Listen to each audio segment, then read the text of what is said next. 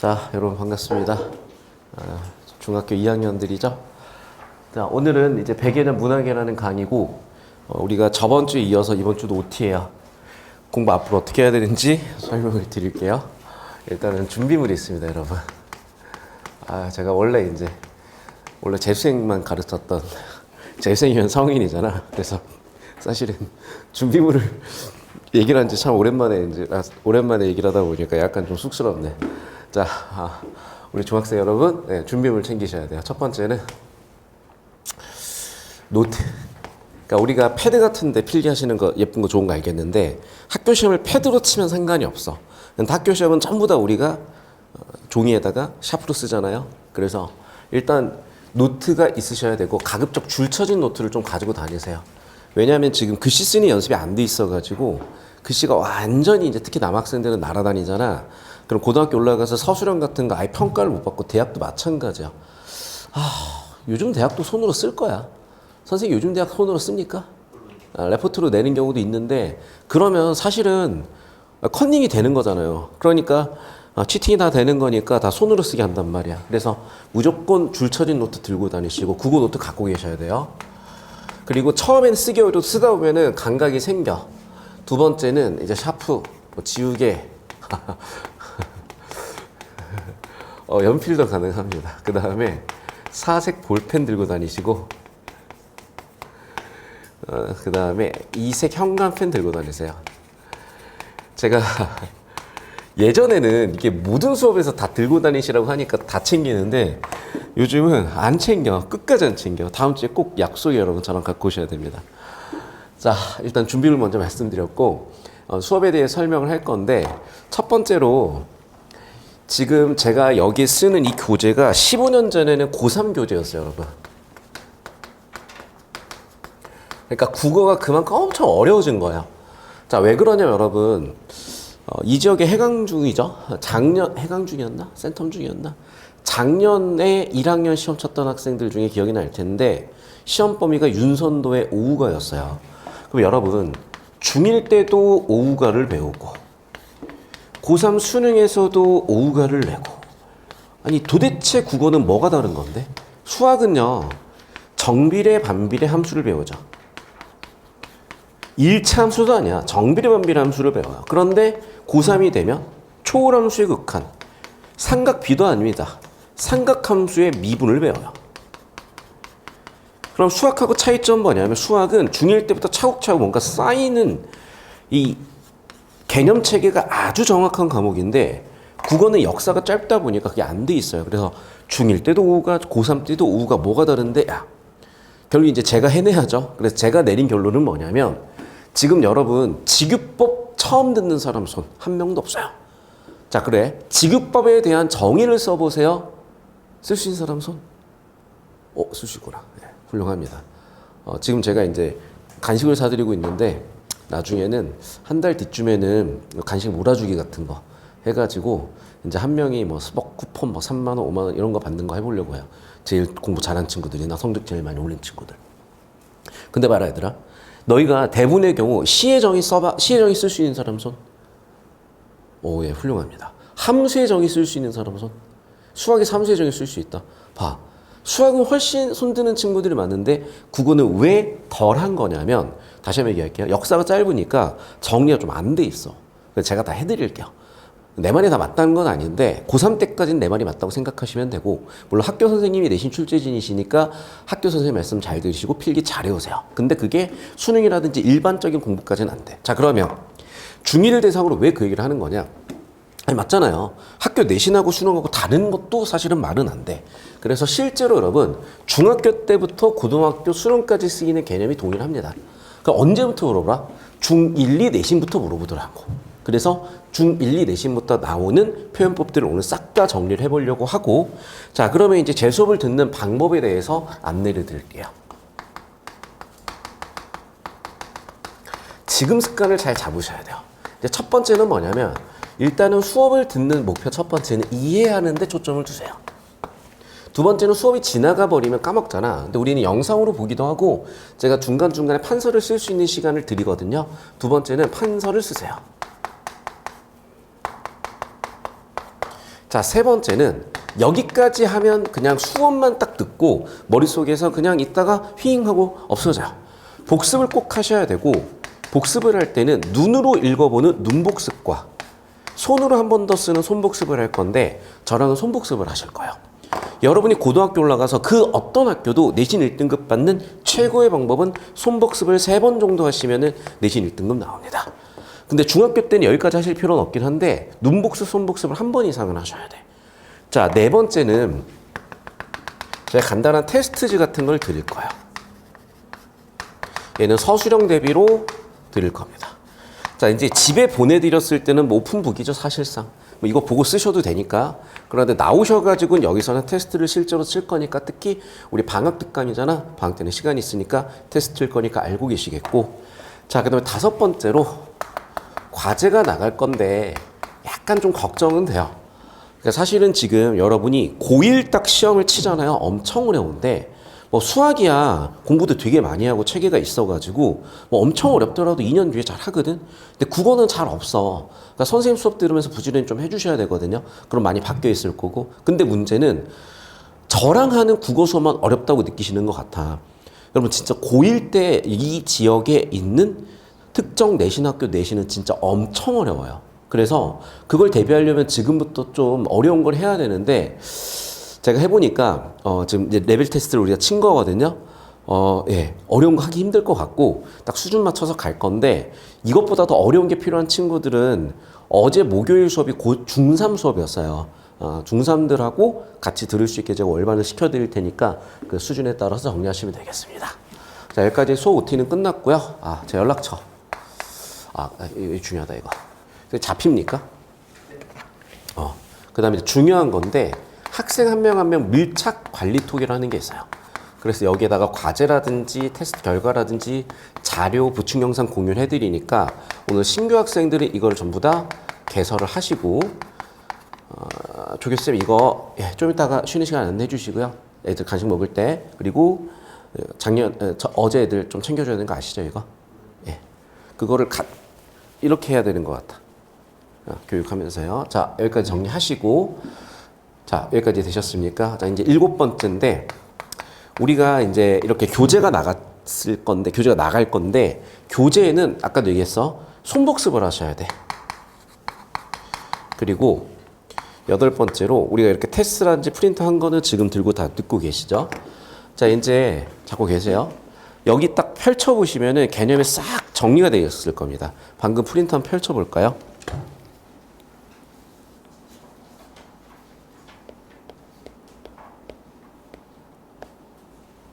자, 카메라 이쪽으로 봅시다. 뭐 또 이런 교재는 없어요, 여러분. 그래서 제가 이거를 한 15년 전쯤에요. 서울대 국어교육과 학사석사 박사 연구원 분들하고 같이 만들었고, 전현직 교사분들이 참석을 하셨었고, 뭐 개중에는 지금 교수하는 분들도 계십니다. 그래서 최대한 좀 전문성 있게 정리를 했고, 우리나라 국가교육과정에 딱 맞도록 정리를 했고요. 여기서 이제 시험에 제일 많이 나오는 게 여기 나와 있는 비유법들이야. 뭐 직유, 은유, 풍유, 대유, 제유, 하류 등등 해가지고 우리가 뭐 풍자법, 뭐 우화법, 우의적이다 이런 개념들을 모르면 사실 문제를 풀 수가 없거든요. 그래서 오늘은 이걸 싹 한번 정리를 해드릴게. 근데 언제는 한번 해야 되는데 미뤄둘수록 여러분 힘드신 거 아실 거고, 그냥 오늘 정리해서 앞으로 5년이 편하자 이렇게 생각을 하시면 돼요. 오늘 한 번에 정리하시면은 수능 때까지는 따로 공부하실 필요가 없게 만들어 드릴게. 여기까지 되셨습니까? 그래서 여기 있는 걸 싹 한번 정리해 드릴 거고, 여러분 노트나 필기할 공간에다 따라오시면 되겠어요. 이쪽으로 봅시다. 자, 무조건 우리가 서정 장르, 시적 또는 이제 운문이라고 하는 애들에서 때때로 소설들, 그래서 문학에서 물어보는 표현법이 있어요. 자, 이거를 어떤 선생님들은 수사법이라고도 하시는데, 우리나라 공식적인 교육과정에서의 용어는 표현법입니다.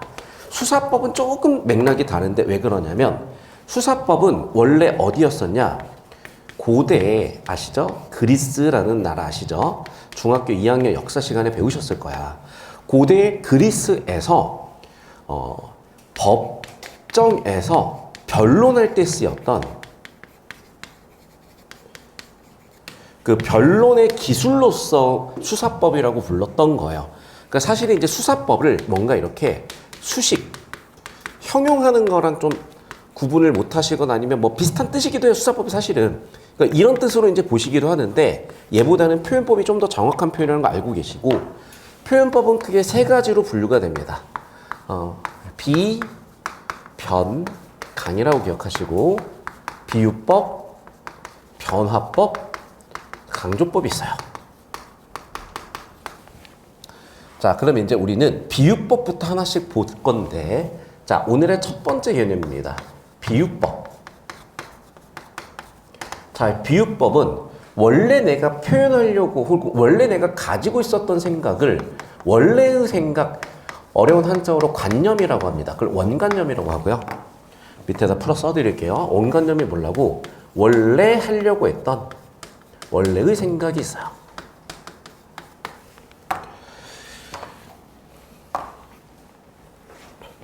저는 약간 좀 갈증이 나는 것 같다. 약간 목이 마른 것 같다. 그래서 제 머릿속에서는 갈증이 나. 목말라. 자, 저는 갈증을 해소하고 싶었던 거야. 그래서 정말 좀 시원한 물을 하나 먹고 싶어. 자, 이걸 보조관념으로 표현하는 거죠. 보조관념은 보조적으로 표현하는 방법 또는 보조로 표현한 것을 의미해요. 자, 그러면 저는 이렇게 얘기하는 거예요. 정말 어른같이 쨍한 또는 쨍쨍한 수박 먹고 싶다. 자, 이렇게 표현했다고 해봅시다. 자, 그러면 이 상황에서 다시 한번 내가 쪼개볼게. 우리가 지금 보면 내가 지금 먹고 싶다고 표현한 건 뭐였냐면 수박이었잖아. 이 수박을 뭐라고 한다고? 원래 내 생각, 원관념이에요. 근데 수박이 뭐처럼 했으면 좋겠어요? 얼음 같았으면 좋겠다는 거지. 그럼 여기 나와 있는 얼음을 뭐라고 한다? 보조적으로 표현한 애니까 보조관념이라고 합니다. 그래서 원관념과 보조관념의 차이를 보시면 알겠고 비유법은 그럼 뭐야? 네, 원관념을 보조관념에 빗대어 표현한 거예요. 자, 그러면 그 중에 하나가 대표적으로 뭐뭐 가치를 쓰는 직유법이었겠죠.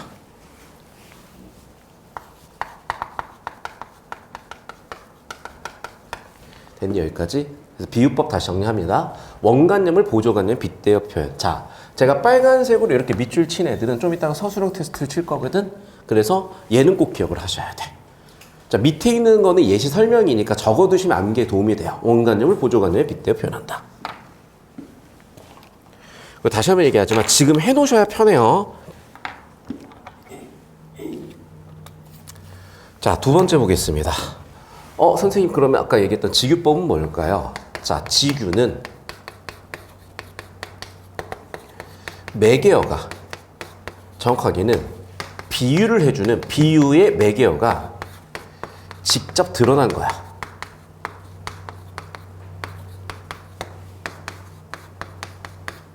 자, 그럼 반대로 뭐도 있을까? 그렇죠. 직접 드러나지 않은 비유도 있겠죠. 그럼 숨어있다, 은유. 숨어있다에 은을 써요. 그래서 비유의 매개어가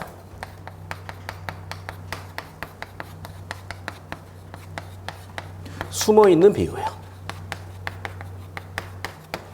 됐습니까? 여기까지? 자, 그래서 우리가 크게 세 개를 봤는데 직유법의 예시는 봤으니까 비유법의 예시를 다시 한번 볼게요.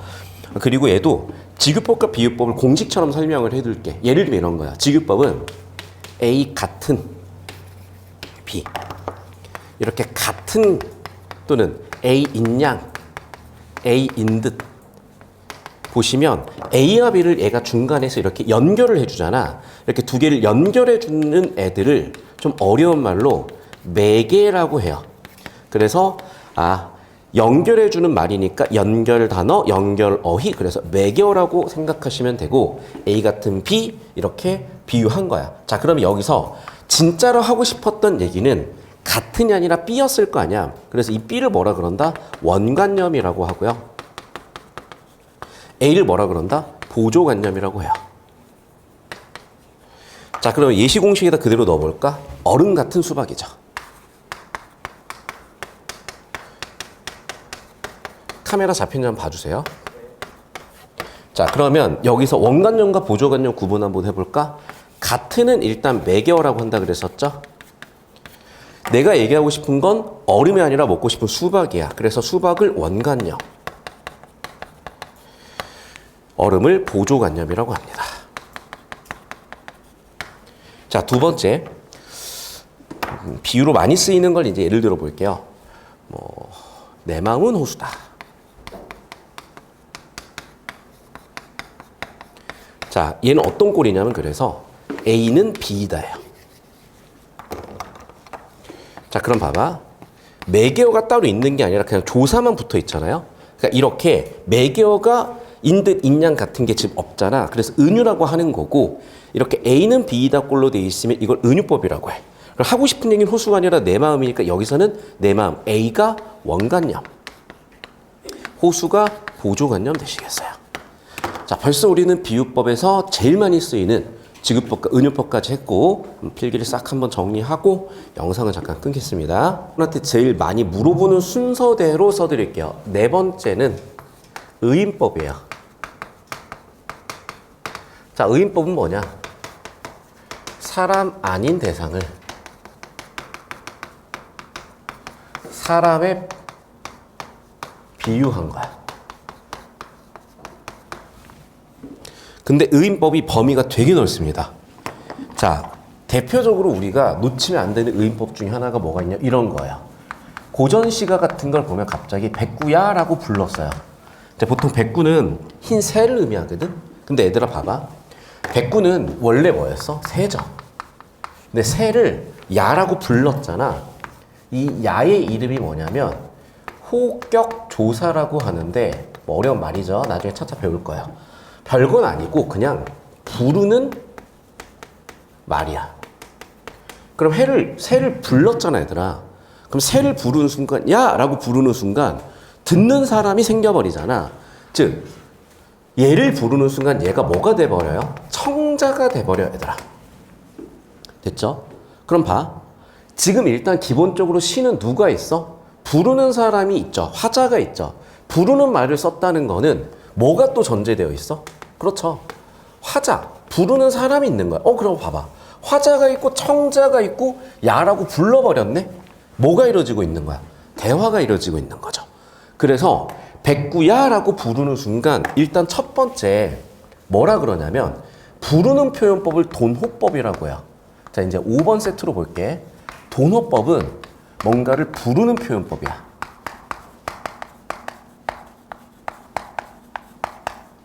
자, 그리고 여기서 호격조사, 부르는 순간, 돈호법을 쓰는 순간 뭐가 돼? 상대방을 불렀으니까 대화체가 돼요. 대화, 대화체, 대화적 이런 것도 구분 개념 잡아줘야 되는데 제가 나중에 잡아드리고. 근데 봐봐 얘들아. 백구는 원래 뭐였어? 사람이 아니죠. 그런데 대화 대상이 됐으니까 사람으로 비유가 됐지. 그래서 백구야라고 부르는 순간 왜 의인법이 되는 거냐면 사람 아닌 백구가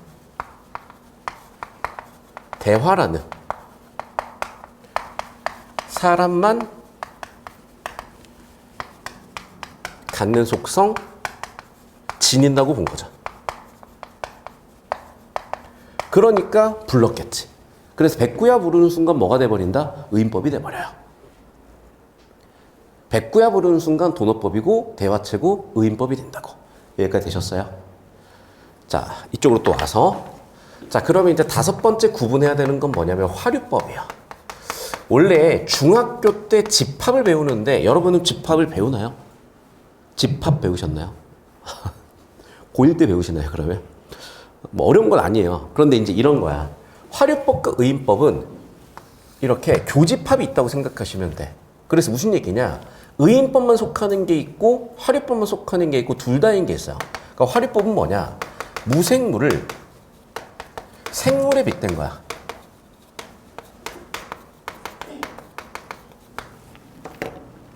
자, 예를 이런 거요. 성난 파도. 자, 봐. 파도라는 거 화가 날 수 있어, 없어? 없죠. 파도라는 거는 원간형.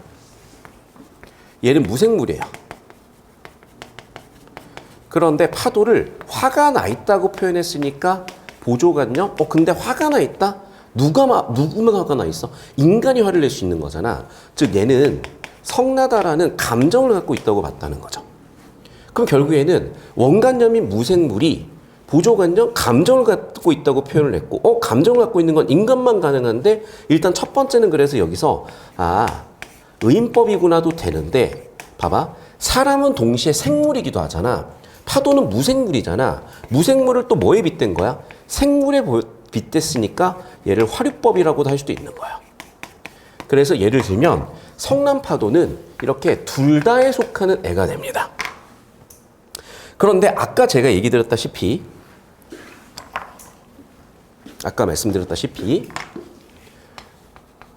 백구야 부르는 거는 이건 의인법만 되지. 왜? 일단 얘는 생물이잖아. 그러니까 뭐 생물을 인간에 빗댔으니까 무생물을 생물에 빗대는 화류는 아니겠죠. 백구야는 어디에만 속해? 얘는 의인만 되는 애인 거야. 이렇게. 되셨죠?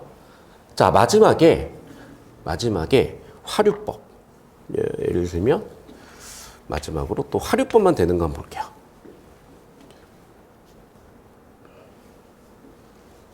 바위가 숨결을 뿜어낸다. 자, 봐봐. 숨을 쉬는 건 누구의 속성이에요? 생물의 속성이죠. 보조간염이죠. 근데 우리의 원간염 뭐였어? 바위였지. 그래서 바위는 무생물이에요. 원간염이죠. 그러면 바위를, 무생물을 생물, 숨결을 뿜어내는 존재로 비유했으니까 이거 뭐가 되더라? 화류법이 되더라요. 여기까지 정리해 보시면 되겠죠. 됐습니까? 그래서 의인법, 화류법까지 싹 정리가 됐고, 여러분 오늘 처음 배우셨잖아요. 수학도 마찬가지거든. 너희가 이제 1차 함수를 배웠어. 1차 함수 문제를 얼마나 많이 풀어봤겠어요. 최소 100문제는 풀어오지 않았을까? 중인데. 근데 니네 고3 때까지 가면 10,000문제도 풀어요. 그러니까 자, 무슨 얘기냐? 국어도 그만큼 반복하시면 되거든. 그래서 처음에는 좀 힘드시더라도 필기 잘 하시고 제발 매주 제가 이제 프린트로 노트 아닌 노트를 만들어 드리고 있는데 제발 들고 다니시고, 그러니까 뭔가 쌓여야 될 거 아니야. 쌓으셔가지고 정리하시면은 나중에 잘 정리될 거니까 봐주시고요. 우리 간식 올 때까지만 잠깐 했다 쉽시다, 여러분. 아직 간식이 안 온 것 같다. 간식 오면 바로 나눠주세요, 애들. 자, 의인법과 화류법까지 왔습니다. 이제 6번째. 우리가 이제 음성상징어라는 게 있는데, 자, 봐봐, 얘들아. 이 어라는 건 전부 다 뭐니? 단어예요. 이게 이제 문법을 배우셔야 돼. 그러면 의문이 있고, 형태소가 있고, 단어가 있고, 문장이 있고, 담화가 있고, 특히 중2 때 담화까지 배우시거든? 근데 우리가 지금 문학 개념 하고 있으니까 그건 나중에 하고, 뭐 단어가 뭔지를 모르진 않을 거니까. 그럼 뭐냐? 소리를 상징한다는 뜻이야. 그럼 소리를 상징할 때 언제 보통 쓰냐면 두 가지예요. 그래서 소리를 흉내낸다 그래서 의성어라고 하고, 소리성자를 써가지고 형태를 흉내낸다 그래서 의태어라고 하는데, 얘도 문제가 뭐냐면 아까랑 똑같아. 얘도 교집합이 있어요. 그러니까 구분이 안 되는 애들이 있어. 누가 봐도 소리인 애들이 있고 누가 봐도 형태인 애들이 있는데, 애매한 애들은 애매한 애들대로 정리하셔야 돼요. 예를 들면 강아지가 멍멍하고 짖어요. 꼬리를 팔랑팔랑 흔들어요. 펄럭펄럭.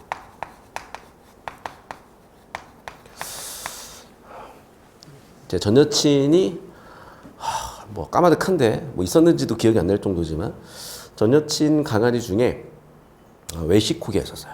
새끼였어요. 꼬맹이였어요. 이제 외식코기가 꼬맹이 때 보면은 귀가 엄청 커가지고 귀가 팔락팔락했단 말이야. 그럼 봐봐, 그 귀가 펄럭거려. 우리 외식코기의 귀가 펄럭거려서 형태를 흉내내는 거죠. 근데 걔가 멍멍하고 짖었어. 그럼 의태어인 거죠. 자, 이런 게 의성어, 의태어가 되는 거고, 또는 의성법, 의태법이라고 하는 건데, 한 가지만 더 팁을 드릴게요, 여러분. 자, 음성상징어로 쓰이는 단어는 전부 다 부사야, 얘들아. 그래서 의성어 또는 의성부사, 의태어 또는 의태부사라고 정리하시는 게 편하시겠어요. 자, 그럼 다시 한번 여기도 정리를 해야 되겠지. 의성어는 뭐야? 소리 흉내. 의태어는 뭐야? 형태 흉내야. 자, 여기까지 해서 의성법, 의태법. 굳이 6번을 쪼개려면 뭐 7번까지 하게 된 것이고요. 이제 거의 다 왔어요, 여러분. 많이 왔습니다. 훌륭합니다. 잡고 계세요. 그 다음에 풍자, 대유, 제유, 한유가 남아있는데 해야 돼요. 7번. 여기 끝으로 잡아주시면 되겠다. 7번. 풍자법. 자, 풍자는 두 가지 조건이 있어. 첫 번째는 내용적으로 비판의 의도가 있어야 돼. 두 번째는 형식적으로는 원관념을 숨기고 보조관념만으로 표현해야 돼요.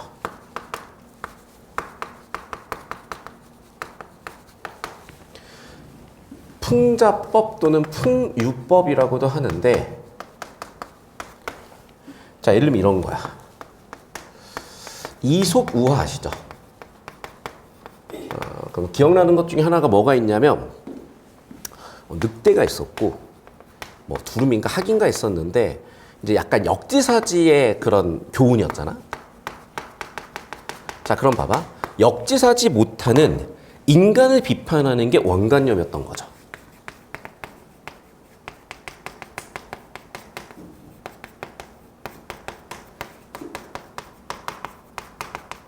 자, 그럼 비판이라는 내용이 있고요. 자, 그런데 원관념을 아예, 인간은 아예 없이 보조관념만으로 표현했지. 그래서 이거를 뭐로? 늑대와 두루미인가 학인가 같은 동물로만 표현했죠. 자, 그럼 봐봐. 동물로만 표현했으니까 원관념은 숨겼고 보조관념만 표현하고 있지. 그러니까 이런 걸 풍자라고 해. 됐죠? 근데 여기에서 선생님 이건 우화법도 되나요? 그렇죠. 우화법도 돼요. 그러니까 우화법은 뭐냐면 잘 들어야 돼. 의인법 반대인데 사람 이해의 것으로 빗대는 거야.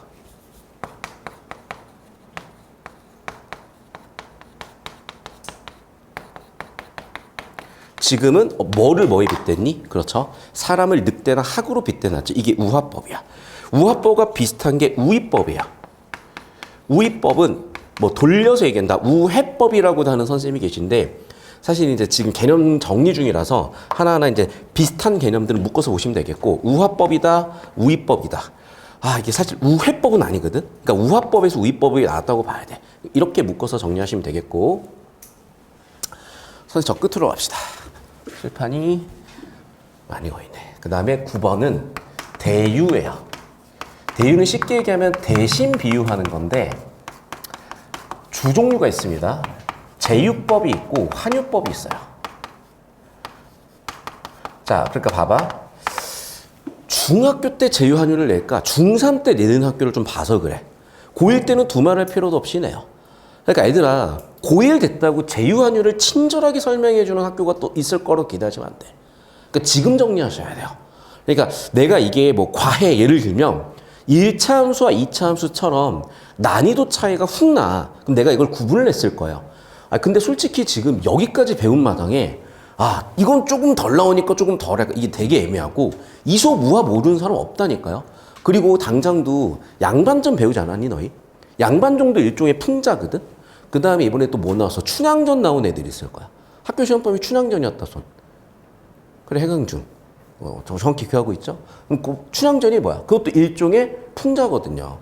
그러면 여러분 어쨌든 중1, 2 때부터 다 물어보는 거니까 그냥 지금 정리하시면 돼요. 자, 제유는요, 우리가 제왕 같은 거 생각하시면 돼. 그럼 제왕은 대표인 거지. 그럼 예를 들면 이런 거예요. 우리가 뭐 여러 가지 뭐가 있을까? 여러 가지 뭐 식량도 있을 거고 막 있을 거야. 그런데 누가 그러는 거야? 야, 인간은 빵만으로는 살 수 없어.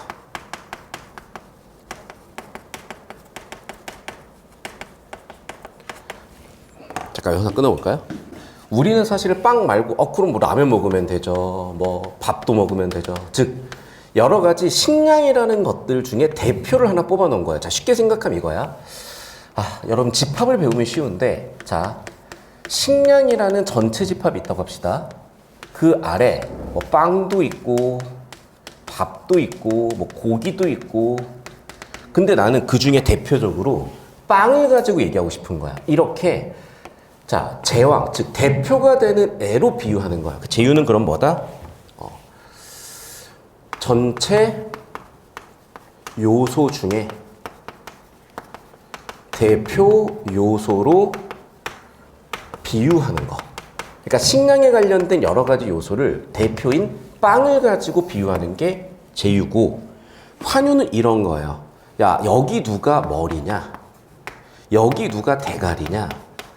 자, 그럼 봐봐. 구지가 아시죠? 그런 거랑 비슷한 건데, 우리가 예를 들면 뭐 대장하는 애들, 뭐 1등하는 애들, 대표하는 애들을 머리라고 부르기도 하고, 뭐 좀 속된 말로 대가리로 부를 수도 있잖아. 그럼 봐. 원관념은 이건데, 이 원관념의 속성을 가지고 비유하는 게 바로 환유예요. 그래서 원관념의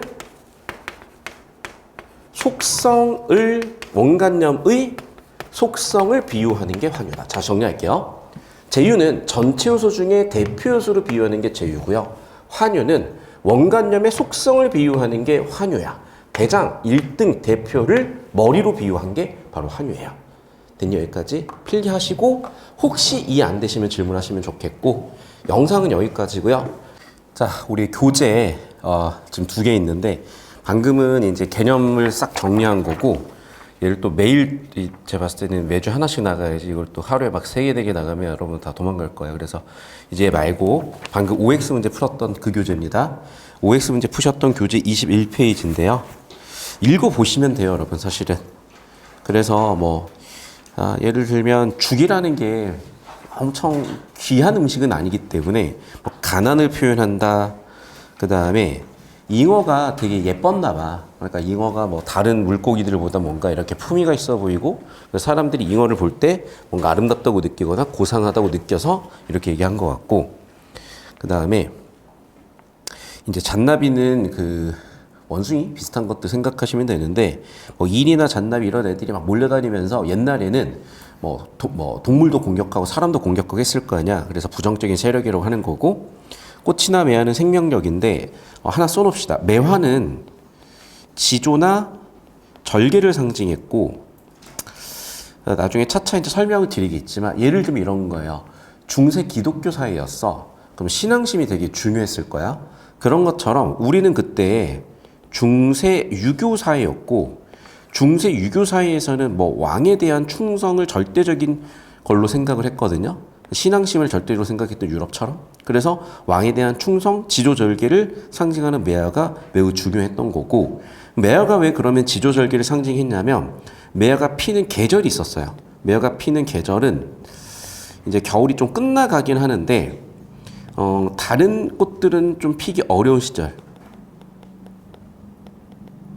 매화만 이렇게 눈 속에 딱 펴 있다 보니까, 쟤는 저런 시련을 극복하는 그런 상징적인 거구나라고 얘기를 했던 겁니다. 그 다음에 귀뚜라미나 뭐 이런 소리가 막 좀 있고, 또 이제 뭐가 있냐면 철쭉 같은 경우에는 전설이 있어. 그래가지고 철쭉에 좀 이렇게 사는 게 좀 힘들었거나 애환이 있었던 사람들의 한이 서려 있다, 그런 전설 때문에 서름이라고 읽어내는 거고, 나중에 또 속세와 거리나무 이런 것도 개념어들 나올 때 자세히 좀 설명드리고요. 꽃이라든지 이런 거는 순수해 보였겠지, 사람들 눈에. 그리고 강은 계속 흘러가니까 시간의 흐름이나 역사를 얘기했던 것 같아. 강 옆에다가 시간의 흐름이라고도 적어 놓읍시다. 지금 부지런히 해놓으세요, 여러분. 나중에 고생하시지 말고. 그 다음에 혼자 있으면 외롭잖아. 그래서 나무도 혼자 있는 나무, 외나무. 그 다음에 공사는 비어있는 산을 의미해요. 그 다음에 총루라는 거는 뭔가 이렇게 외롭게 있는 봉우리 같은 것들. 그 다음에 우물을 내가 이렇게 들여다보게 되면 우물에 뭐가 있었겠어? 물이 있었을 거고, 내가 이렇게 고개를 쫑 하고 이렇게 내밀어서 이렇게 보면요, 우물 속에 내가 이렇게 비춰봤을 거 아니야. 그러니까 자기를 볼 수가 있으니까 성찰이라고 했던 겁니다. 아까도 얘기했었던 지조절개에는 교목, 망상, 만장, 송도 있는데 대표적으로 매화가 있었다는 거야.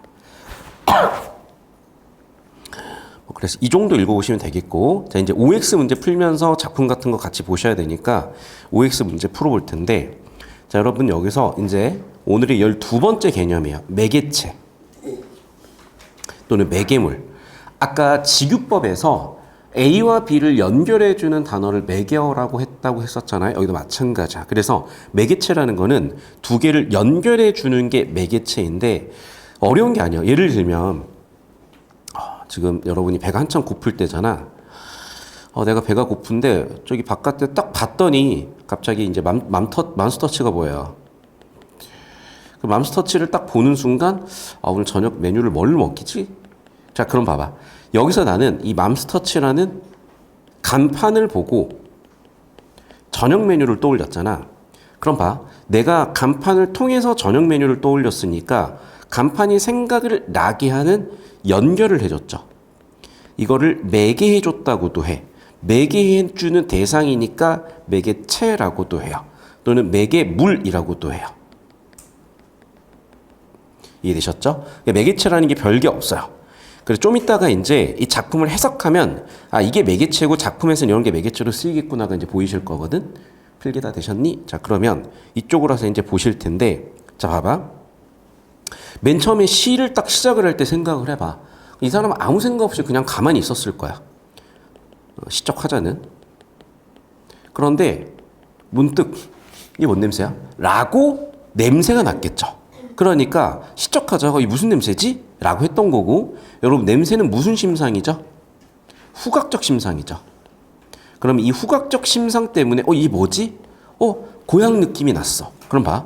시적 화자는 매개체를 통해서 후각적 심상을 통해서 고향을 떠올리게 됐죠. 그럼 봐. 이 내음새, 후각적 심상이 고향을 떠올리게 하는 뭐가 된 거야? 매개체가 된 거죠. 그러니까 좀 더 정확히 정리하면 내음새는 어떤 역할을 했어? 그렇죠. 고향을 떠올리게 하는 매개체이다. 이렇게 정리해 놓으시면 되는 거예요. 그래서 흙이 풀리는 내음새가 고향을 떠올리게 하는 매개체야. 또 봐봐. 흙이 풀리는 내음새고 강바람이 삼짐승의 우는 소리를 불렀대요. 자, 여러분 나중에 저랑 내신을 하시면 이런 데서 의인법, 직유법 다 찾을 건데 우리가 지금 내신 작품을 하고 있는 건 아니니까 여기 OX 문제에서 필요한 것만 같이 한번 볼게. 그래서 뭐라고 되어 있냐면요. 강바람은 뭐예요? 설레는 바람은 뭐예요? 둘 다 공통점 바람이네. 시에서는 이런 특징이 있어. 자, 그래서 봐봐. 바람이 자, 문장 주어 서브젝트 at라고 쓰는 거 영어에서 배우셨죠? 얘네는 시적 화자의 심리를 담아내는 서술어 매개체이다라고 했지. 그래서 강바람과 설레는 바람이 매개체인데 어떤 매개체야? 시적 화자에게 고향을 떠올리게 하는 매개체라고. 시적 화자는 가만히 있었거든? 그런데 뭐가 바람이 쉥 불었어. 그래서 바람이 딱 불고 나서 고향 생각나네? 그럼 봐봐. 아까도 얘기했지만 이 바람이 뭐야? 고향 생각나게 하는 매개체였다는 거야. 필기해볼까 얘들아? 고향 생각이 나게 하는 매개체였다. 이렇게 정리해 놓으시면 되겠어요. 다시 한번 얘기합니다. 시적 화자가 가만히 있었는데 바람이 숑 불어서 고향 생각이 났어? 그럼 이걸 뭐라고 한다? 바람을 고향 생각 나게 하는 매개체. 그걸 이렇게 물을 수가 있는 거죠. 강바람은 설레는 바람은 고향에 대한 시적 화자의 심리를 담아내는 매개체이다. 맞는 선지가 되겠죠. 됐니? 다시 한번 좀 설명을 하면, 자, 여기 나와 있는 뭐라고? 강바람과 설레는 바람. 자, 봐봐. 지금 강바람이 뭐 했니? 삼진승의 우는 소리를 불러서 단옥잔 얼음장 울먹울먹 떠밀어 가겠다며요. 다시. 강바람이 이걸 불러왔대요. 그 다음에 설레는 바람도 한번 보자. 설레는 바람. 설레는 바람 어딨냐?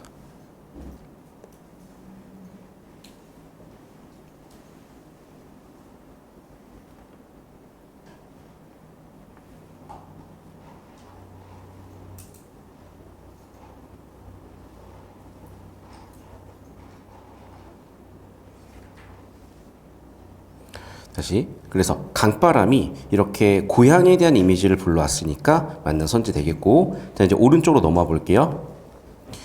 자, 여기도 보자.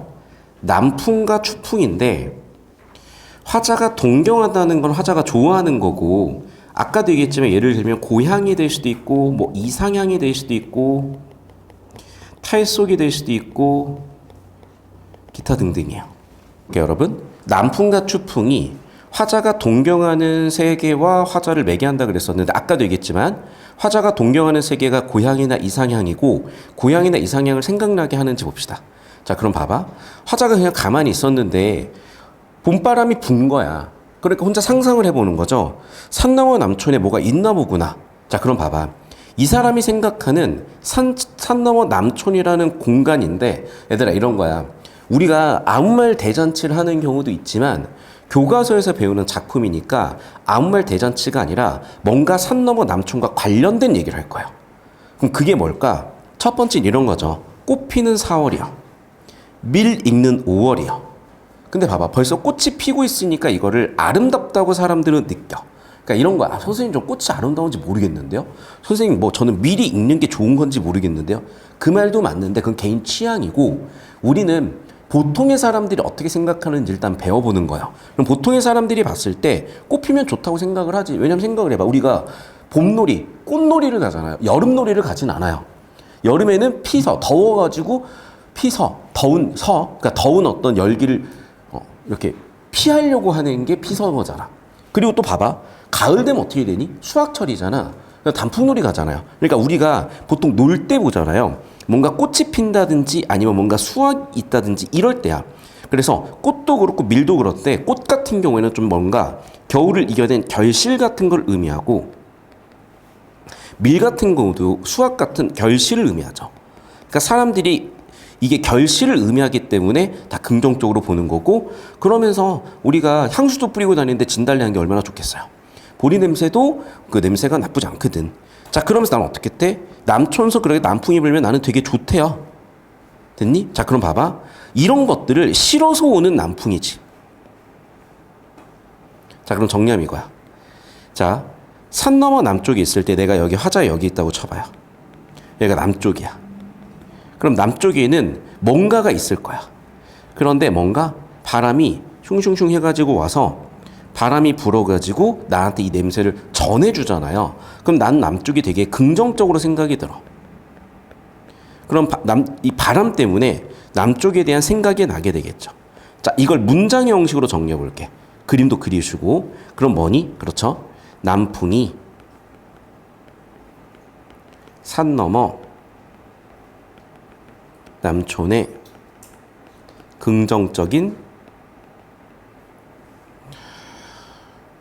대상을 환기시킴 또는 불러옴 또는 매개함, 이렇게 정리해 볼 수가 있겠죠. 여기까지 이해되셨나요?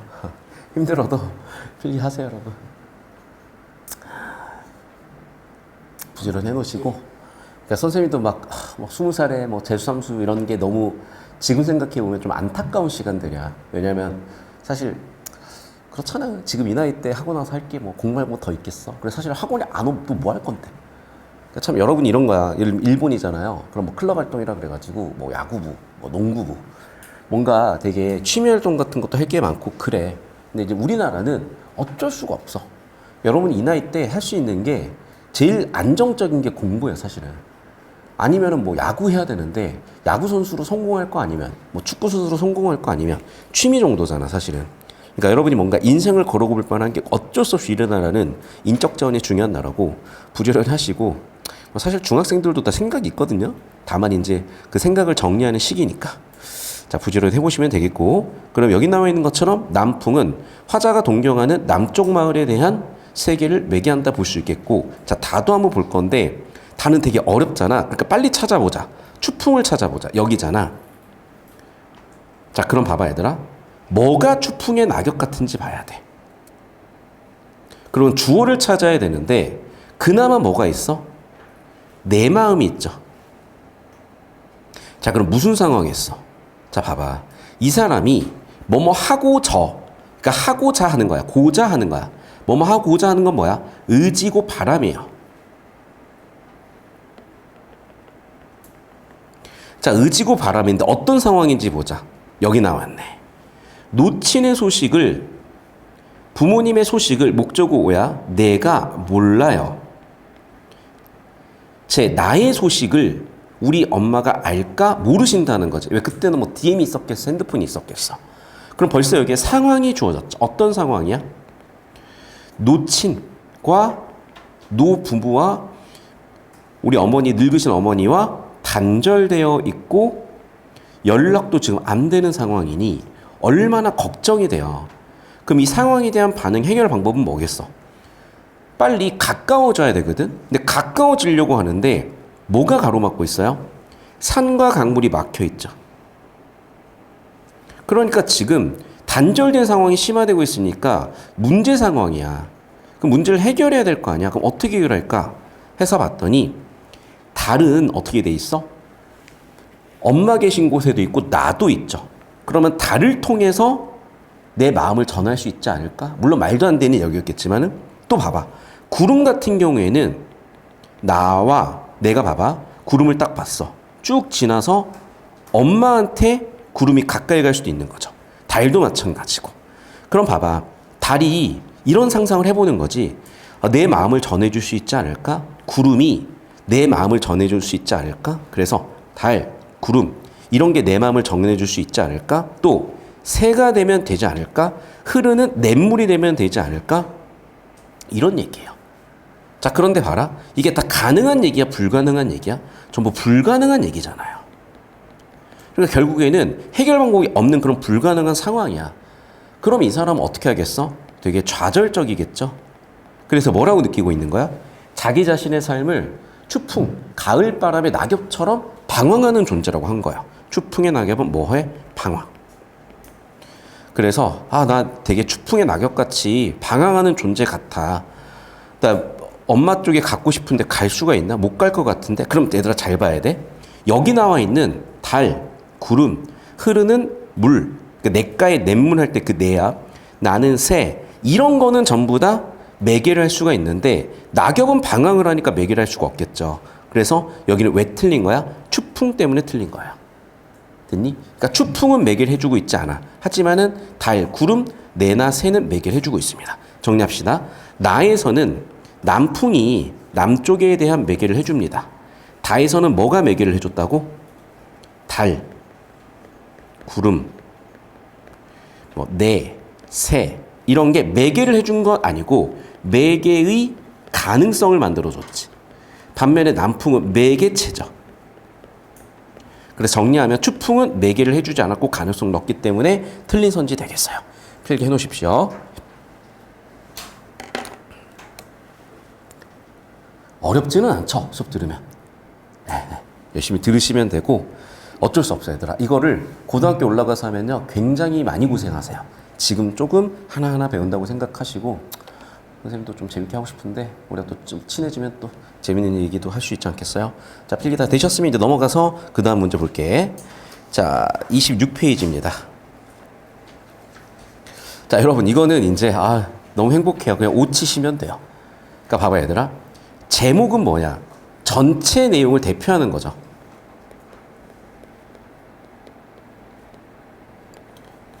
제재는 뭐야? 전체 소재의 대표야. 어쨌든 제목이 거의 제재겠지. 99% 맞아요. 됐니? 다시. 제목은 전체 내용을 대표하고요. 제재는 소재의, 제왕, 소재의 대표라고 생각하시면 돼. 됐어? 이거는 작품 볼 필요도 없이 맞는 거니까 감사합니다 하면서 이거는 그냥 동그라미 치고 넘어가시면 돼요. 자, 그 다음에 얘들아 봐봐. 제재라는 건 아까도 얘기했지만 이쪽에 나왔죠. 제목 같은 걸 보면은 제재와 관련된 게 있거든. 제목을 보자. 제목이 뭐야? 사향. 한자가 공부하셨을 수도 있는데 고향이고 생각사자예요. 그러면 제목은 뭐냐? 우리말로 풀었으면은 고향 생각이야. 자, 그럼 봐봐. 고향을 떠올리게 하는 소재들이 뭐였을까 찾아보면요. 눈을 가만 감으면서 뭐 하고 있어? 생각하고 있는 거죠. 뭘 생각하고 있어? 고향이요. 자, 여러분 지금 눈을 돌려보세요. 풀밭길 안 보이죠? 고향은 풀밭길이 보일 겁니다. 개울물도 고향은 보일 거예요. 초가집도 보일 거고요. 개울물이 길섭으로 흘러가고 백양문 사립문도. 그럼 봐봐. 풀밭길, 개울물, 길섭, 백양숲, 사립, 초집 벌써 5개가 반복돼 있죠. 송아지도 있고요. 진달래도 있고요. 7개고요. 전용노을, 산이 있고요. 엄마 계시는데 꽃지짐 향기롭고요. 벌써 10개 넘었다. 맨남새도 있고요. 그럼 마을이 있습니다. 그럼 벌써 한 15개 있잖아. 지금 무슨 얘기야? 제목 고향과 관련된 소재가 12개가 넘어요. 그럼 12개가 뭐 되어 있어? 나열되어 있죠. 됐니? 병렬이라고 보셔도 크게 문제는 없어. 그러니까 병렬 나열은 예를 들면 이런 거야. 이게 병렬 나열이야, 얘들아. 일이 6개가 쭈루룩 나와 있잖아. 이런 게 병렬이고 나열이야. 또 이런 거다, 얘들아. 2, 4, 6, 8, 10. 이것도 숫자가 뭐 돼 있어? 나열이에요. 이걸 뭐라고 해? 등차수열이라고 해. 고등학교 1학년 때인가 2학년 때 배우실 거야. 그러니까 수열이 뭐냐면 수의 나열이에요. 그러니까 2, 4, 6, 8. 2씩 차이가 나는 같은 차이를 갖고 있는 수의 나열을 등차수열이라고 해서 배우거든. 별거 아니야. 그러면 여기도 뭐야? 병렬이고 나열이에요. 그래. 그러면 노란색들이 병렬 나열되어 있잖아. 다 맞는 얘기죠. 선생님 특정한 시어는요. 고향에 관련된 시어. 고향을 특정하는 시어라고 하면 이것도 맞죠. 비슷한 게 반복됐으니까 반복이죠. 당연히 맞는 선지예요. 여기까지 됐습니까? 그래서 고향에 관련된 특정 시어들이 또는 고향에 관련된 시어들이 나열되어 있다. 정답은 맞는 선지다. 이해되셨죠? 어려운 거 없습니다. 그러니까 우리가 아마 내신을 했으면 막 외워서만 푸셨을 텐데 이걸 좀 생각하시면 훨씬 편해지고. 자, 그 다음 페이지 27페이지 잠깐 볼게요.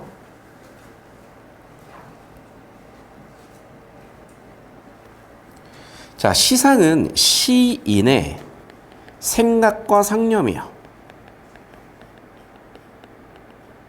그러면 시인의 생각과 상념을 어떻게 만들어내지 이런 건데 제목을 봅시다. 뭐라고 돼 있어요?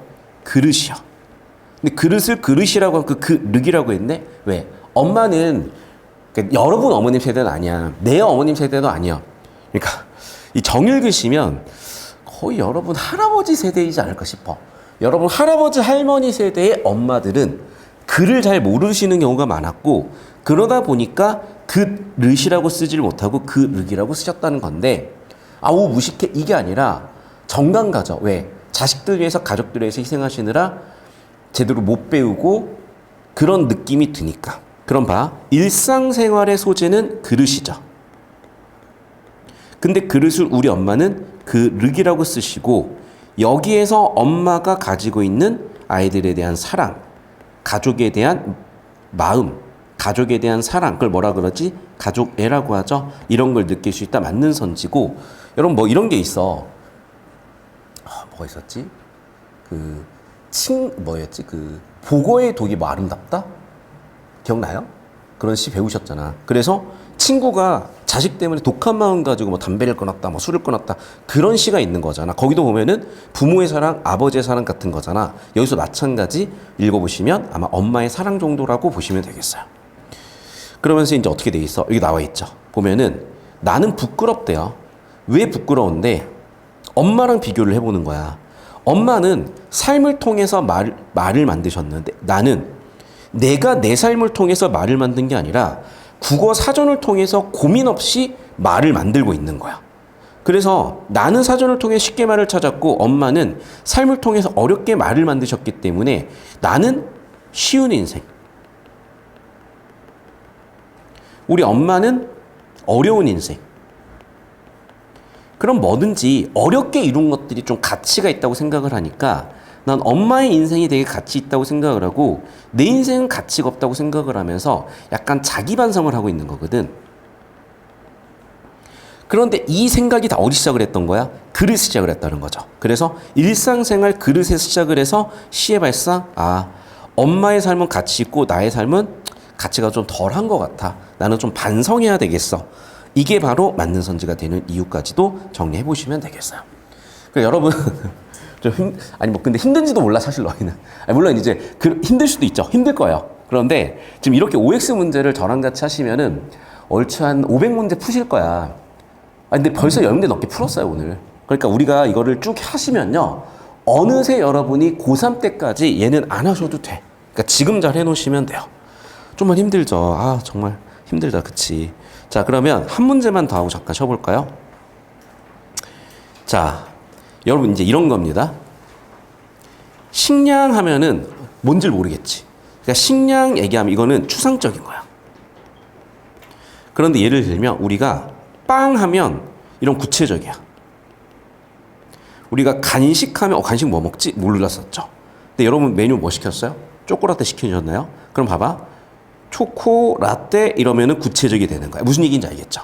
그러니까 구체적이라는 거는 정보가 세부적이면서 정보의 양이 많아지는 것들을 의미하고 반대로 추상적인 거는 정보가 세부적이지 않고 정보의 양이 적은 것을 의미해요.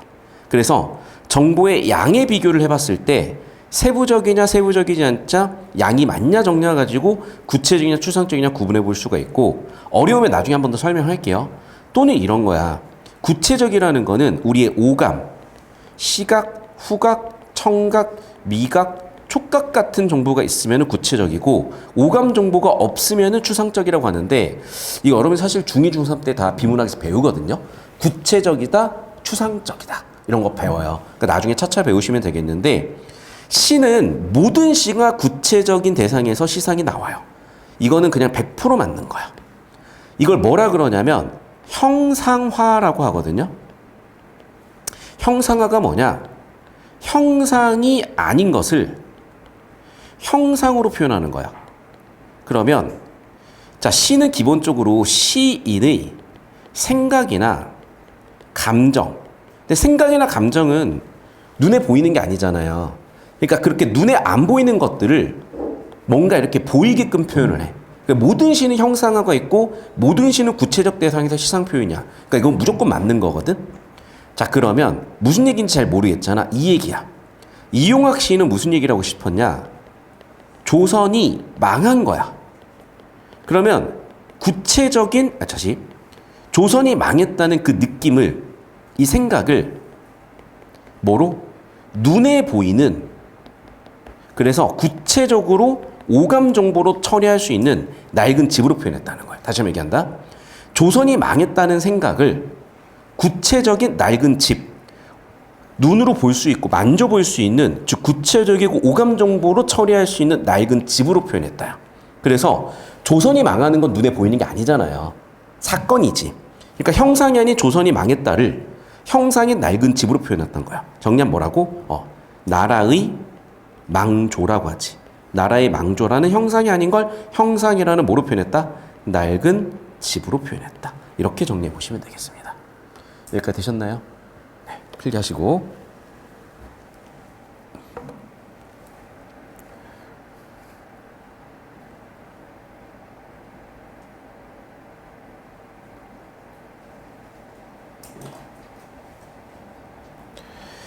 자, 넘어가서 29페이지요.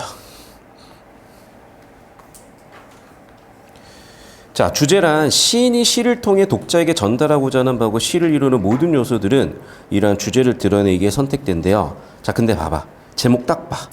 독을 차고 있대. 자, 봐. 제목이 주제인 거야. 그러니까 다른 게 아니에요. 주제는 뭐야? 제목이야. 아까 얘기했죠. 제재야. 그래서 그냥 독이 제목이니까 주제예요. 맞아. 선생님 아까 형상화 나왔네요. 그 얘기 하더라. 그러니까 독을 차겠다는 거는 내가 뭔가 되게 독한 마음을 품고 살아가겠다. 마음을 되게 강하게 먹겠다. 그러니까 독을 품겠다는 마음을 강하게 먹겠다. 그럼 봐봐. 마음이 강하다는 거 눈에 안 보이죠. 그러니까 형상이 아니야. 근데 독이라는 거는 형상으로 존재하잖아요.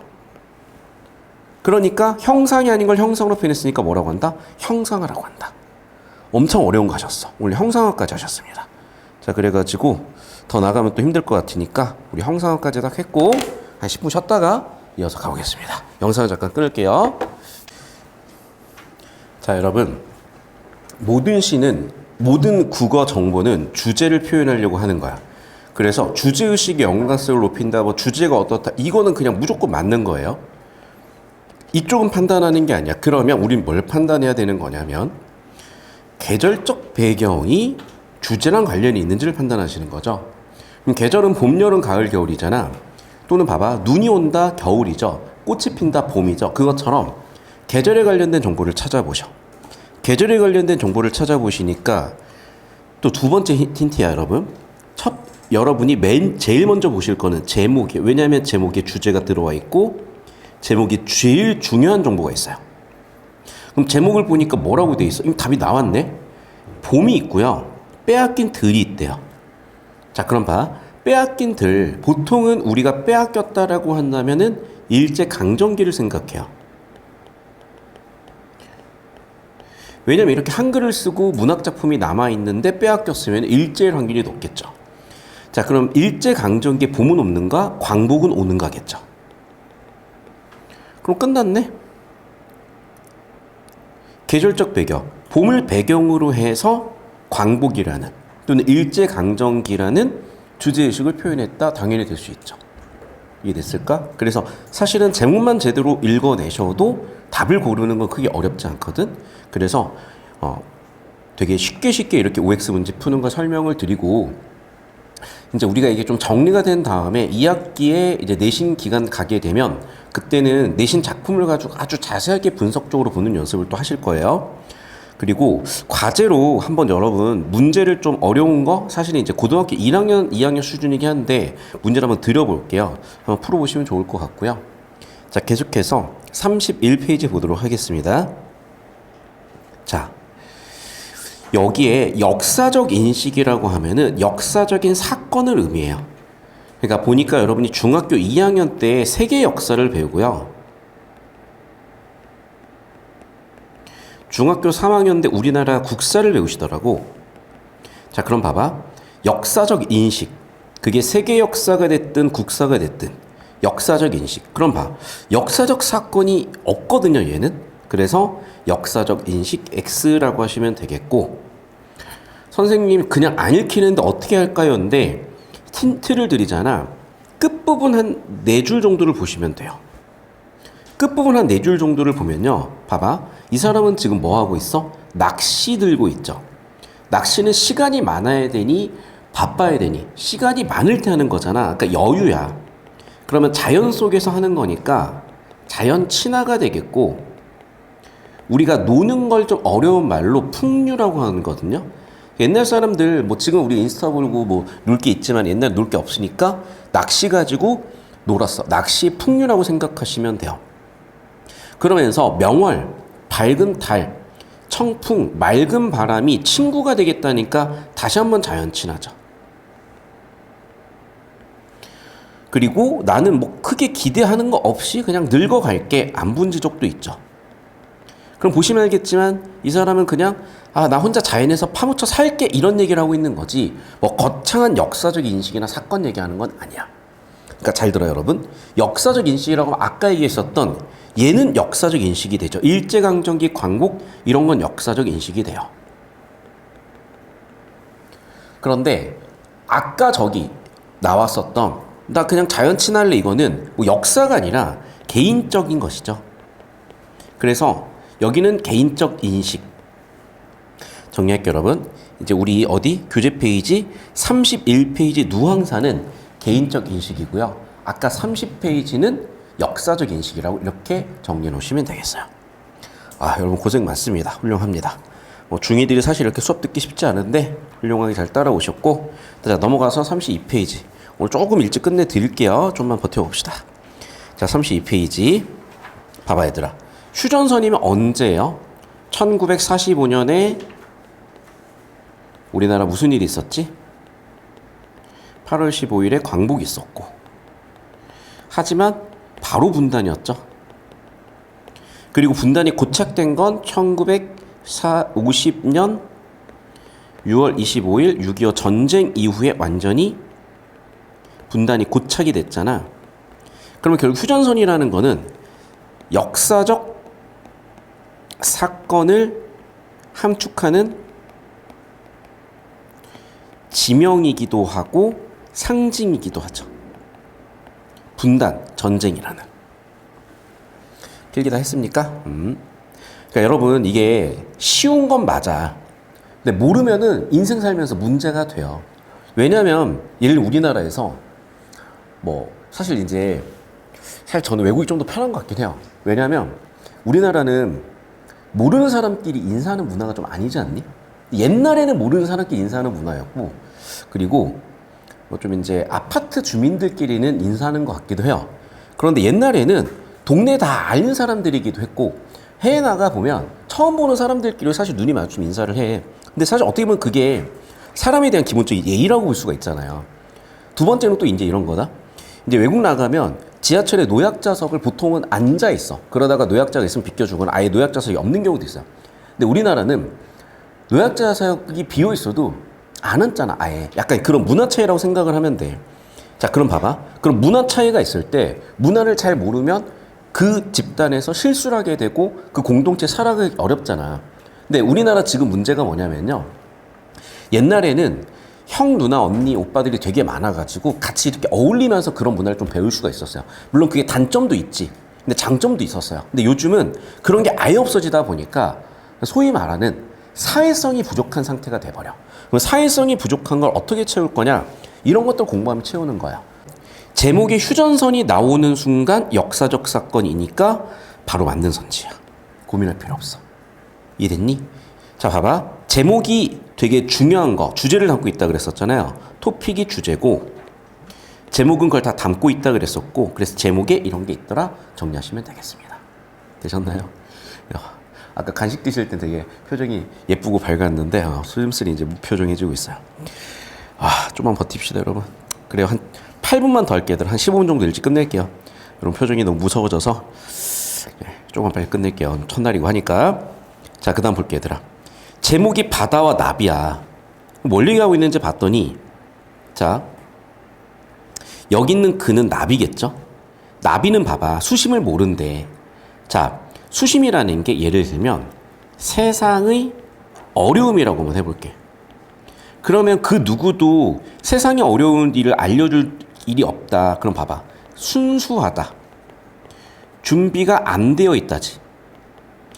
자, 이런 나비들은 뭐냐면 사회 초년생, 뭐 어린이, 어린 사람들. 그러니까 참 이제 어렵죠, 여러분. 근데 이게 어쩔 수가 없는 게 그래. 봐봐. 우리나라 평균 나이가 몇 살인지 아세요? 나 이거 궁금하다. 우리나라 평균 나이 몇 살이지? 우리나라 평균 나이가 옛날에 막 30대였을 건데 지금 40대일 거예요. 그러니까 저도 나이를 꽤 먹었는데도 우리나라 평균보다 어린 나이야, 지금.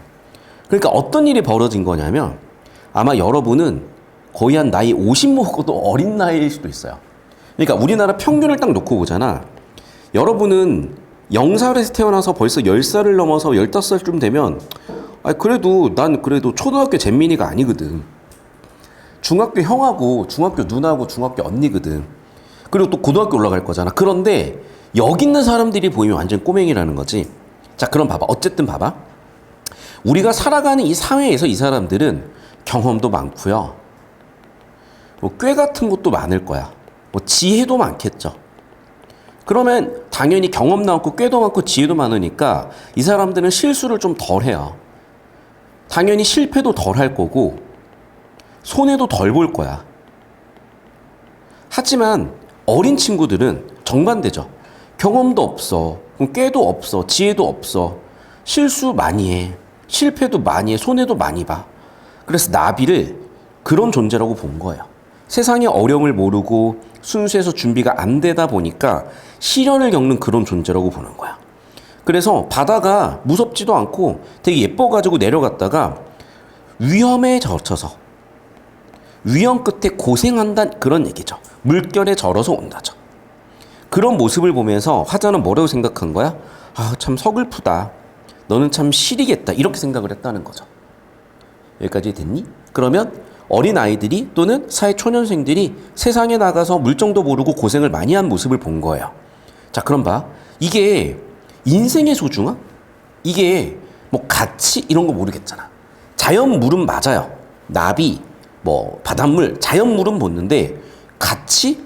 가치라고 하면 이런 거야 얘들아. 우리가 예를 들면 지조, 충성이란 절개죠. 그 다음에 뭔가 까마귀가 은혜를 갖고 있어. 뭐 효심 같은 거겠죠. 그러니까 이런 거는 가치야. 그런데 지금 얘는 가치인지도 모르겠고 또 아, 참, 쟤 힘들겠다라는 연민이라고 해야 되거든, 애들아. 불쌍함이라고 해야 돼. 이 사람이 느낀 감정은 불쌍함인데 인생의 소중함 모르겠죠. 정답은 틀린 선지 되겠어요. 수업은 이해되면 돼, 얘들아. 혼자서 못하더라도. 굉장히 이제 지루한 표정이신데 어쩌겠어요. 자, 넘어가서 34페이지. 자, 이거 어쩔 수 없이 외워야 되는데, 자, 여러분 이제 이거예요. 우리도 그치지 말자라는 거는 뭘 그치지 말자라는 거냐면 학문을 그치지 말자고 한 거고, 이건 어쩔 수 없이 외우셔야 되는 게 이황이라는 사람이 있어요. 여러분 1,000원짜리 파란색 지폐 아시죠? 옛날에 이게 빨간색이었는데 1,000원짜리 파란색 지폐 있으신 분이고, 이 사람을 왜 기억을 해야 되냐면 이 사람은 조선의 1등 철학자야. 그래서 이황을 모신 곳이 도산서원이거든요. 어딘지 아시는 분? 경북 안동에 있는데 여기 가면 우리나라 사람보다 외국인들이 더 많아요. 그러니까 어떤 거냐면 여러분은 뭐 흥미가 없겠지. 근데 예를 들면 여러분이 뭐 엄마랑 미국 여행을 갔어. 그러면 예를 들면 뭐 서부를 갔어. 그럼 스탠퍼드 이런 데 가볼 수도 있어요. 샌프란시스코 여행 같은 데 가면. 그리고 어딨지? 뭐 예를 들면 뉴욕에는 콜롬비아가 있고 하버드 어디 있니? 보스턴이 있지. 그러면 예를 들면 뭐 뉴욕을 갔어. 그럼 보스턴에 4시간인가 6시간 걸릴 거예요. 엄마들이 괜히 여러분 손잡고 괜히 그런 데를 가. 또는 여러분 혹시 서울대 투어 해보셨어요? 연세대 투어나? 그런 거 한 번씩 해보잖아. 그런 것처럼 이렇게 서양에서도 이렇게 학문을 하고 공부하는 사람들은 막 동양의 신비로운 동양의 철학에 대해 관심이 되게 많고요. 조선의 1등 철학자라니까? 그러니까 여러분 예를 들면 갈릴레오 들어봤잖아요. 피사의 사탑 혹시 보신 적 있어요? 피사의 사탑 같은 거 보러 가면 이렇게 탑이 기울어져 있잖아. 모든 사람이 이렇게 바치려고 해. 모든 사람이 이렇게 바치고 있어요. 그러면 이제 이런 걸 바치는 사람도 있겠으나 여기에서 갈릴레오 생각하는 사람도 있는 것처럼 도산서원 안동 딱 가보시면 조선 1등 철학자니까 막 서양 사람들이 와가지고 역시 막 이러면서 이제 가요. 그럼 이 사람 맨날 했던 얘기가 뭐겠어? 우리도 그치지 말고 학문하자 이런 얘기 했던 사람이야. 그래서 이황이라는 얘기가 나오면 써놓자. 유교에서 되게 중요한 철학을 다룬 사람이니까 유교적인 가치관을 다뤘다. 또는 학문을 하자. 이렇게 보시면 돼요. 그래서 이황이라는 사람이 나왔고 우리도 그치지 말자. 이게 학문에 대한 얘기고 왜 그런지 설명을 하잖아. 봐봐. 청사는 항상 푸르지. 유수는 항상 그치지 않지. 우리도 그치지 말고 공부하고 우리도 그치지 말고 살아가자는 거야. 그래서 우리는 항상 푸르고 항상 그치지 말자. 우리도 그렇게 살아보자. 이게 바로 학문에 대한 관점이다. 이렇게 생각하시면 되겠어요. 맞는 선지고요. 좀만 힘내자 얘들아. 죽을 것 같죠? 2분 있다 끝내드릴게요. 마지막 문제입니다. 이제 오늘의. 예상한 거에 이제 반 정도 했어요 지금. 하지만 오늘 마지막 문제예요. 자 봅시다. 자연을 통해 바람직한 삶의 방향을 모색하고 있다. 근데 얘들아 봐봐. 자 봐봐. 자 내가 힌트를 주면은 보통 주제는 마지막 이 집약하는 부분에 나와요. 써놓을까 얘들아? 주제는 1. 제목에도 나오고 2. 이렇게 집약하는 부분에도 나와. 제목 뭐야? 어떤 때래요. 어떤 때니? 자 말자 고집하지 말자. 말자는 뭐야? 명령형 종교럼이죠.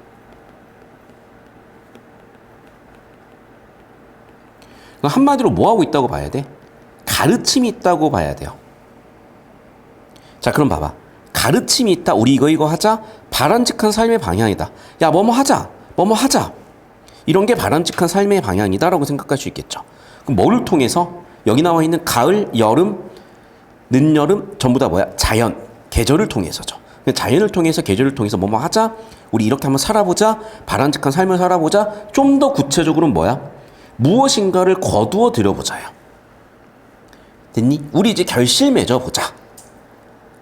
그래서 우리 바람직하게 살자, 결실 맺어보자 이렇게 생각하시면 되겠어요. 자, 오늘 정말 고생들 많으셨고 오늘 첫 수업에서 약간 좀 빨리 끝내봤습니다. 수고들 하셨고 이렇게 매주 여러분 좀 고생스러우시겠지만은 중2 때부터 좀 부지런히 해놓으셔야 나중에 좀 편해지실 거고, 자, 아까 제가 설명했던 것처럼 표현법 개념 싹 한번 정리해드리고 OX 문제 풀고 이런 식으로 수업을 진행할 거고, 자, 그리고 우리가 이렇게 OX 문제뿐만 아니라 좀 어려운 문제도 풀어봐야 돼요. 그래서 오늘 나눠드리는 건 두 종류인데, 첫 번째는 고1 학생들이 처음으로 치르는 시험이야. 그러니까 여러분이 한 1년 6개월 남았죠? 이제 내년 이맘때면 중3 7월이 될 거고, 한 6개월 뒤면 고1 첫 시험을 칠 건데, 그래서 고1 첫 시험이 어느 정도 수준인지 보실 건데, 사실 고등학교 첫 시험이니까 고등학교에서 치르는 제일 쉬운 시험이에요. 그래서 당장은 그게 힘들더라도 내년 정도에는 좀 풀어보실 수 있는 수준으로 올라가야 될 것 같고, 그래서 독서, 문학 뭐 다 있으니까 한번 풀어오시면 좋겠어요. 원래 80분 풀어야 되는 건데 여러분은 시간 충분히 쓰고 혼자서 막 2시간, 3시간 쓰긴 힘들 거 아니야. 그러면 하루에 1시간씩, 3시간 정도 푸셔도 됩니다. 그래서 과제가 크게 두 종류 나갈 건데, 첫 번째는 고1 문제가 하나 나갈 거고요. 두 번째는 아까 보니까 OX 문제를 많이 못 푸시더라고, 처음이고. 그래서 근데 수업 들었으니까 또 풀 수 있을 거거든요.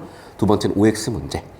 그런데 이제 기존 학생들은 좀 이제 많이 수업을 들어왔으니까 OX 문제 괜찮잖아. 이 친구들은 좀 어려운 문제 한번 내드릴 건데 너무 어려운 풀지 마시고요. 그럼 풀어올 수 있는 데까지 한번 풀어오도록 하겠습니다. 과제는 이제 두 종류 또는 세 종류로 나갈 거야. 기존 학생들은 아까 얘기했었던 고1 교육청하고 좀 문제 풀어오는 거. 새로운 친구들은 OX 문제 푸는 거랑 고1 교육청 문제 풀어볼 겁니다. 자, 오늘 수업 여기까지예요. 영상 끊어주시고요. 라이브도 끊어주십시오.